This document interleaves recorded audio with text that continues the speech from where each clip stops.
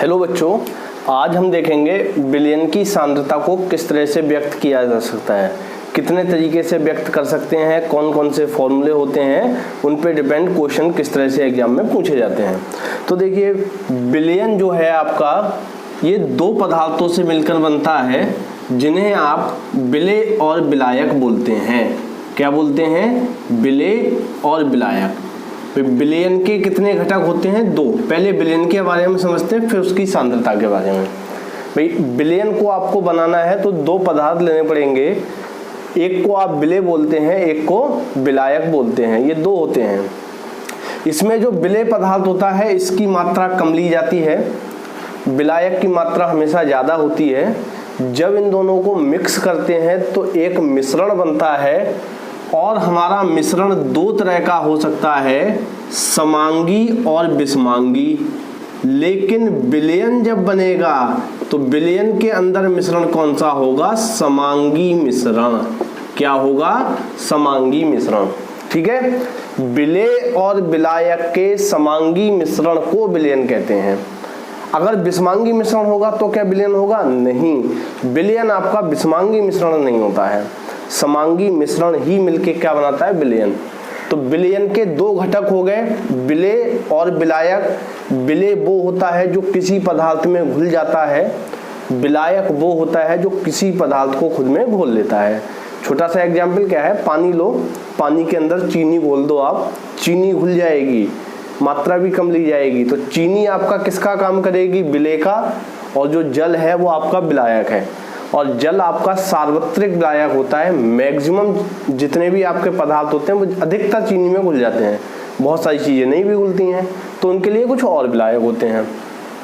तो ये विलयन की बात हो गई। तो विलयन, विलेय और विलायक दो अवयव होते हैं, इसके समांगी मिश्रण होता है। आपको इसकी सांद्रता व्यक्त करनी है। सांद्रता व्यक्त करने की विधियां हैं, बहुत इंपॉर्टेंट विधियां हैं, एक एक करके समझते हैं। सबसे पहले हम बात करते हैं नॉर्मलता के बारे में। बहुत सारे एग्जाम्स में इसके बारे में पूछा जाता है कि नॉर्मलता क्या होती है, नॉर्मेलिटी। देखिए, आपको क्या करना है, एक विलयन बनाना है, और विलयन कितना बनाना है? 1 लीटर बनाना है। टोटल कितना बनाना है? 1 लीटर। आपने एक बर्तन लिया, इस बर्तन के अंदर टोटल आपको 1 लीटर विलयन बनाना है। देखना ध्यान से, विलयन 1 लीटर बनाना है, इसका मतलब पानी थोड़ी ना लेंगे हम 1 गिलास 1 लीटर। विलायक 1 लीटर थोड़ी ना होगा, विलायक की और विलेय की दोनों की मात्रा बना के 1 लीटर हो जाए। ठीक है, तो आपने मान लो ये 1 लीटर विलयन बनके आपका तैयार हो गया। इसके अंदर जो विलयन भरा है इसकी क्वांटिटी कितनी है? 1 लीटर, 1 लीटर है। इस 1 लीटर विलयन में आपका विलेय भी है और विलायक भी है। विलयन जब बना है तो विलेय पदार्थ इसके अंदर मिला होगा और साथ में इसके अंदर विलायक भी मिला होगा। तो ये जो विलेय पदार्थ है, इस विलेय पदार्थ के ग्राम तुल्यांक कितने लिए हैं, ये डिपेंड करेगी नॉर्मलता। ठीक है, तो 1 लीटर विलयन बनाओ, उस 1 लीटर विलयन के अंदर आपने विलेय के जितने ग्राम तुल्यांक घोले हैं, विलेय के जितने ग्राम तुल्यांक घोले हैं वो उसकी नॉर्मलता कहलाती है। अब आप कहेंगे ग्राम तुल्यांक कैसे निकालेंगे, समझते हैं। देखिए, तो जो नॉर्मलता है, तो नॉर्मलता बराबर जो सूत्र निकल के आया, फॉर्मूला निकल के आया, नॉर्मलता को आप कैपिटल N से रिप्रेजेंट करते हैं। ये बराबर क्या आ गया? विलेय के ग्राम तुल्यांक। ऊपर क्या आ गया? विलेय के ग्राम तुल्यांक। मैं सारी चीजें बताऊंगा कि ग्राम तुल्यांक कैसे निकालते हैं। ठीक है, बटे आपने विलेय के ग्राम तुल्यांक ले लिए। टोटल आयतन कितना बनाया था? 1 लीटर। तो विलयन का आयतन कितना कर लिया आपने? विलयन का आयतन आपका हो गया 1 लीटर, यानी कि लीटर में। ठीक है, अब ये जो ग्राम तुल्यांक है इसे कैसे निकालते हैं? देखिए, तो ग्राम तुल्यांक बराबर जो आपका सूत्र होता है, देखिए आपने जो भी विलेय पदार्थ इसके अंदर घोला है, मैं बता रहा हूं कि विलेय के ग्राम तुल्यांक कैसे निकालोगे। आपने जो भी विलेय पदार्थ इसके अंदर घोला है उस विलेय पदार्थ की ग्राम में मात्रा ले लो। भाई ये बात तो हमें पता होगी कि कितने ग्राम हमने इसके अंदर चीनी घोली है, नमक घोला है या कोई और दूसरा पदार्थ घोला है जो विलेय का काम कर रहा है। जो जितना हम घोल रहे हैं उसकी क्वांटिटी नाप लो, ग्राम में देख लो और उसके तुल्यांकी भार से उसको भाग कर दो तो वो आपके ग्राम तुल्यांक आते हैं निकल के। तो ग्राम तुल्यांक बराबर सूत्र होता है ग्राम में मात्रा बटे तुल्यांकी भार। अब इस वाले सूत्र को यहां रख दें तो एक नॉर्मलता का नया सूत्र निकल के आएगा, n बराबर विलेय के ग्राम तुल्यांक बराबर किसके होते हैं, ग्राम में मात्रा बटे तुल्यांकी भार। तो ऊपर तो हो गई विलेय की ग्राम में मात्रा, विलेय की ग्राम में मात्रा, ठीक है, अपॉन में क्या, देखिए साथ में है तुल्यांकी भार। ये तुल्यांकी भार किसका, विलेय का या विलायक का, विलेय का ही लिया जाएगा। कैसे निकालते हैं वो भी समझ लेंगे। इनटू जो विलयन है उसका आयतन काय में होगा, आपका लीटर में। ये नॉर्मलता का सूत्र आ गया निकल के, ठीक है, सिंपल सा है। फिर से देखेंगे एक बार। 1 लीटर विलयन के अंदर आपने 1 लीटर विलयन बनाना है, एक बर्तन के अंदर 1 लीटर बनाना है तो उसके अंदर आपने चीनी ऐड की होगी। उस चीनी को, चीनी हो या कोई भी विलेय पदार्थ हो, उसकी ग्राम में जो ग्राम तुल्यांक घोले हैं, ग्राम तुल्यांक की मात्रा उसकी नॉर्मलता कहलाती है। परिभाषा क्या है, 1 लीटर विलयन में विलेय के ग्राम तुल्यांक उसकी नॉर्मलता कहलाती है, n से रिप्रेजेंट करते हैं। अब ग्राम तुल्यांक कैसे निकालते हैं, ग्राम में मात्रा बटे तुल्यांकी भार से। तो ग्राम में मात्रा बटे तुल्यांकी भार। अब आप कहेंगे तुल्यांकी भार कैसे निकालते हैं, तो देखिए तुल्यांकी भार अगर आपको किसी का निकालना है, मान लो अम्ल का निकालना है हमें, तुल्यांकी भार, भाई अम्ल का अलग निकलता है, क्षार का अलग निकलता है। तो तुल्यांकी भार बराबर क्या होता है, अणुभार।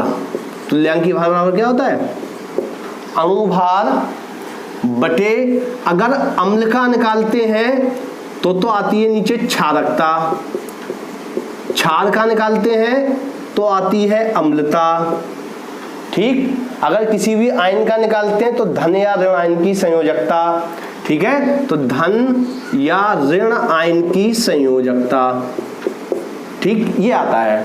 आप कहेंगे किसी का निकाल के दिखाइए। मान लो मैं आपसे कहूं HCl का आपको तुल्यांकी भार निकालना है, ठीक है, तो HCl का तुल्यांकी भार आप कैसे निकालेंगे, तो तुल्यांकी भार जिसका भी निकालना हो उसका अणुभार लिख दो। हाइड्रोजन का अणुभार होता है 1 और क्लोरीन का होता है 35.5 बटे, नीचे भाग करेंगे क्षारकता, अम्लता या धन या ऋण आयन की संयोजकता। अगर आपका अम्ल है, HCl क्या होता है, एसिड, तो एसिड के कितने H+ बनेंगे उससे डिवाइड कर दो। H+ यहां से 1 निकलेगा, 1 Cl-, तो जो प्लस वाला निकला, जो H+ की जितनी संख्या होगी उससे डिवाइड कर देंगे आप, आपका आंसर आ जाएगा। तो HCl का तुल्यांकी भार हो गया 36.5। क्लियर है। अगर यहाँ HNO3 होता तो भी 1 से भाग करते, H2SO4 होता सल्फ्यूरिक एसिड, तब आप कितने से भाग करते, तब आपको 2 से भाग करनी पड़ती, क्योंकि वहां हाइड्रोजन कितने हैं, एसिडिक हाइड्रोजन 2 हैं, तो वहां 2 से आपको भाग करनी पड़ती। तो आपको समझ में आ गया कि नॉर्मलता क्या होती है। अब बिल्कुल इसी से जुड़ी हुई परिभाषा दूसरी है, यानी कि विलयन की सांद्रता व्यक्त करना। एक तरीका तो हो गया नॉर्मलता, दूसरा क्या है, मोलरता। ध्यान से देखना, बहुत ही आसान सी चीजें हैं ये। मोलरता, इसे बोलते हैं मोलैरिटी, ये मोलैरिटी है आपकी। अब क्या करेंगे इसके अंदर, देखो वहां नॉर्मलता थी तो ग्राम तुल्यांक थे, अब यहाँ नॉर्मलता थोड़ी ना है आपकी, यहाँ पर मोलरता है। तो मोलरता के अंदर क्या है, देखो अगर किसी के नाम में मोल आ जाए तो वहां मोलों की ही संख्या होगी बस। तो यहाँ विलेय के ग्राम तुल्यांक थे, जब आप मोलरता निकालेंगे तो विलेय के मोलों की संख्या, कि आपने 1 लीटर विलयन के अंदर विलेय के मोल कितने घोले हैं। अगर आपको विलेय के मोल पता है कितने घोले हैं तो वो उसकी मोलरता कहलाएगी। क्या मतलब कि 1 लीटर तो आयतन किया, अब ग्राम तुल्यांकों की संख्या नहीं आएगी, अब आएगी विलेय के मोलों की संख्या। किसकी संख्या, विलेय के मोलों की संख्या। बस क्योंकि इसके नाम में मोल है, जहां मोल आएगा वहां मोलों की संख्या से बात करेंगे हम। ठीक है, तो 1 लीटर विलयन के अंदर विलय के मोलों की संख्या जितनी होगी वो उसकी मोलरता कहलाती है। नॉर्मलता को कैपिटल N से, मोलरता को कैपिटल M से लिखते हैं। ठीक है भाई, सिंपल सी है। नॉर्मलता में ग्राम तुल्यांक थे विलय के, और मोलरता में विलय के मोलों की संख्या है। तो 1 लीटर विलयन के अंदर विलय के मोलों की संख्या जितनी होगी वो उसकी मोलरता कहलाएगी। बात आ गई समझ में? अब देखिए, अब आप कहेंगे मोलों की संख्या कैसे निकालते हैं, तो ये ग्राम तुल्यांक बराबर ये फॉर्मूला था। अब देखो मोलों की संख्या का फॉर्मूला भी बिल्कुल ऐसा ही है। आपसे कहा जाए मोलों की संख्या बता दो या मोल कैसे निकालते हैं बताओ, तो मोल बराबर क्या होगा, ग्राम में मात्रा, वहां भी है तो यहां भी है, ग्राम में मात्रा बटे यहां क्या है तुल्यांकी भार, लेकिन इसमें क्या होता है अणुभार। इसमें क्या होता है अणुभार। बस मोलरता वाले में मोल जब निकालेंगे तो अणुभार से भाग करेंगे, और ग्राम तुल्यांक निकालेंगे तो तुल्यांकी भार से। देखो ग्राम तुल्यांक, तुल्यांक आ गया तो तुल्यांकी भार, मोल आ गया तो आपका अणुभार। ठीक है, इसके अंदर रखेंगे सूत्र में, तो मोलों की संख्या तो यहां लिख देंगे विलय के मोलों की संख्या, विलय के मोलों की संख्या। अब तुल्यांकी भार थोड़ी ना है, अब आपका है अणुभार, तो ये आ गया अणुभार, तो ये आपकी हो गई मोलरता। ठीक है, दोनों परिभाषाएं समझ में आ गई होंगी। अब ये जब दोनों समझ में आई हैं और आपको समझनी है तीसरी वाली, अब इसे देखना बहुत ध्यान से। बिल्कुल है तो ऐसी ही, लेकिन इस वाली परिभाषा में बस थोड़ा सा चेंज है। कौन सी वाली पढ़ रहे हैं अब हम पढ़ रहे हैं मोललता। देखो नाम बिल्कुल सेम है, मोलैलिटी। अब आप कहेंगे क्या सर, इसके नाम में भी तो मोल आया है, तो इसमें भी मोलों की संख्या होगी क्या? बिल्कुल होगी। जहां पर मोल आएगा वहां मोलों की संख्या जरूर होगी। ठीक है, तो फिर क्या करना है? आप कहेंगे सर फिर से 1 लीटर विलयन बनाना है क्या? मैं कहूंगा इस बार नहीं बनाना है, तो क्या अलग करेंगे? इसमें एक ऐसी डेफिनेशन है सिर्फ ये वाली, इसके अंदर विलयन 1 लीटर नहीं करते हैं, यहां विलायक की मात्रा लेते हैं।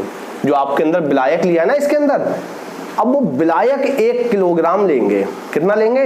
1 किलोग्राम, या 1 किलोग्राम को आप 1000 ग्राम भी बोल सकते हैं, दोनों बातें एक ही हैं।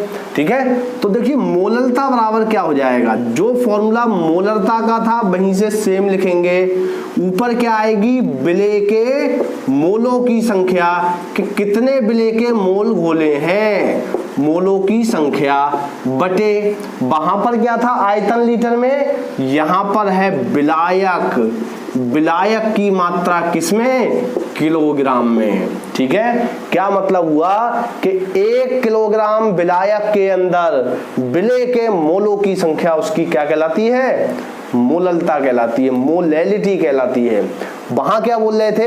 1 लीटर बिलियन के अंदर, शब्दों में अंतर है, 1 लीटर बिलियन और यहाँ 1 किलोग्राम विलायक, दोनों में अंतर है, बिलियन विलायक में। ठीक है, तो यहाँ पर किलोग्राम विलायक में मोलों की संख्या और पीछे वाले में 1 लीटर बिलियन के अंदर मोलों की संख्या थी। तो मोलरता, और किलोग्राम में अगर विलायक आ गया तो ये मोलरता कहलाएगी। है ना बिल्कुल सेम, बस ये चीज चेंज है। अब दूसरा फॉर्मूला आप इसका लिख दें, मोलरता बराबर, अब आप कहेंगे सर मोलरता को कैपिटल एम लिख दिया, इसे भी कैपिटल एम लिखेंगे क्या? नहीं, इसे स्मॉल एम लिखते हैं।